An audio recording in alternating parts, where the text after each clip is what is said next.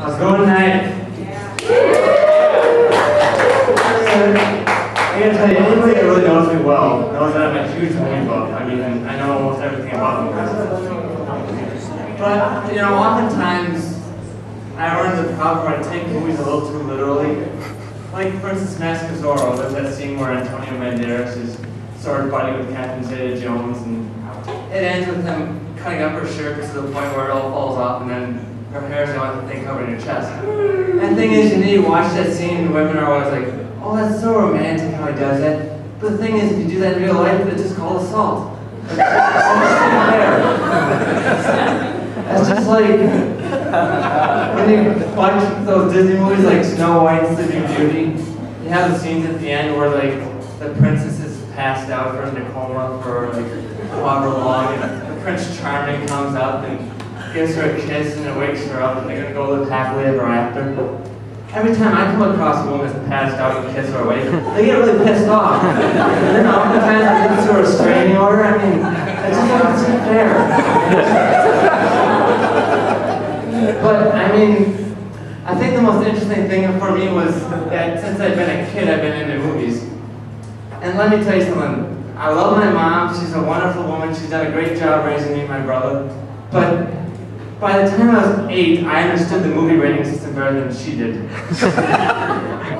I mean, I'm an 8-year-old who's picking out R-rated movies, and she's 38, just like, no problem, you can rent that, whatever. I actually got to the point where, like, once I was like 12 or so, I started renting movies that I knew would have random booby scenes in them. Because you know, when you're that age, that's the closest you're going to get to seeing a naked woman, because you can't get Playboys. Although I remember one time I tried to rent a Playboy video, and the only thing stopping me was the video clerks telling my mom, I don't think you want to rent this. And I was like, damn it. I came close though. People have often been like amazed by my ability to do 6 degrees of separation as well with films. And I mean, I feel like I do a good job, but I often get worried that like most of the time when I do it, it's related to porn actors. And is that like I think that's a problem I have? I mean, I don't know, but I gotta ask, does anybody in the room have an STD?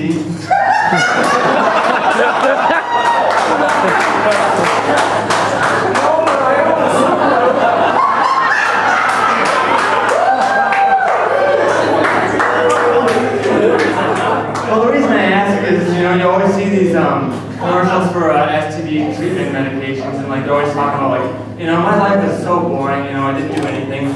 Well, once I got chlamydia, I started hiking and camping. And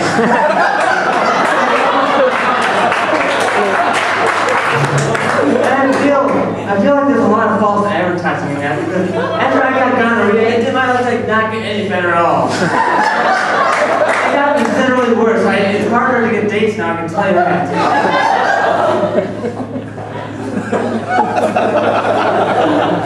A lot of people are really into Twilight right now, and you know, the big question with Twilight is always, you know, why?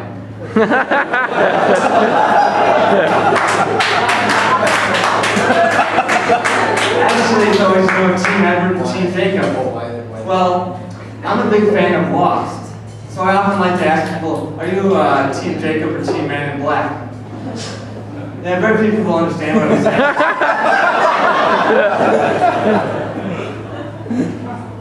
Well, I really had nothing much more prepared for tonight, so I'm going to end with this joke. Okay, growing up I went to a Lutheran school, St. Martin's Lutheran School in Winona. And when I got to 3rd and 4th grade, that's the way it went. Like, it went 1st and 2nd grade was in one class, and 3rd and 4th grade, 5th and 6th grade, 7th and 8th grade. But in 3rd and 4th grade, my first year, which would have been 3rd grade, our teacher read us this book called Miss Viola's Swamp, which is the story of a teacher with an really unruly class. And one day she comes in, dressed all in black, claiming to be a woman named Miss Viola's Swamp. And she really cracks down on her students and is really rough on them, and then by the end of the day they want the regular teacher back.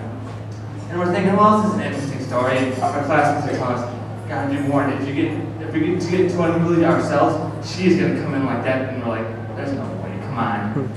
Well, a few weeks later, we got a little bit unruly, so she came in herself all dressed in black, claiming to be Miss Swamp.